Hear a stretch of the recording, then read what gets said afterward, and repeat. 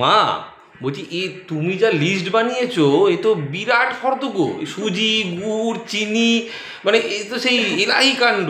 তো তুমি কি সেই ছোটবেলা যেরকম বানাতে না আমাদের সেই নাড়ু, তারপরে ঘুগনি, এসব সেই লোকজন আসতো পুজোর সময়, তুমি কি আবার সেই বানানোর প্ল্যান নাকি তোমার? আচ্ছা ঠাম্মি, নাড়ু কি জিনিস গো? নাড়ু নাড়ু হচ্ছে, ওরা তো নাড়ু খাইনি বল। হ্যাঁ। নাড়ু হচ্ছে তোর নারকেল, নারকেল জানো তো বাবা? হ্যাঁ হ্যাঁ হ্যাঁ। নারকেলের সাথে চিনির কড়াইয়ের মধ্যে, আগুনের মধ্যে কড়াই বসিয়ে ভালো করে পাক দিতে হয়। পাক দিয়ে দিয়ে দিয়ে দিয়ে তুমি লাড্ডু খেয়েছো না? এরকম টাইট লাড্ডুর মতো গোল গোল গোল গোল সাদা বলের মতো, মুক্তোর মতো দেখতে সাদা সাদা বল হয়। আর গুড়েরও হয়, গুড় দিয়েও ওরকম পাক দিয়ে দিয়ে লাল লাল নাড়ু হয়।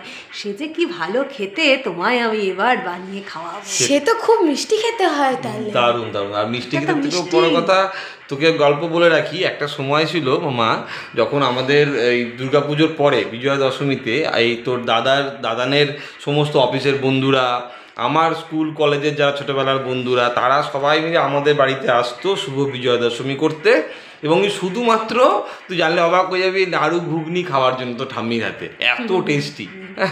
আচ্ছা মা, তোমার সেই মনে পড়ে ওই যে সেই বছর গো, ওই যে তুমি একটা মুরব্বা দিয়ে একটা নতুন ধরনের মিষ্টি বানিয়েছিলে, ওফ কি টেস্ট হয়েছিল, হ্যাঁ ফাটাফাটি, মনে পড়ে তোমার? হ্যাঁ হ্যাঁ হ্যাঁ একদম।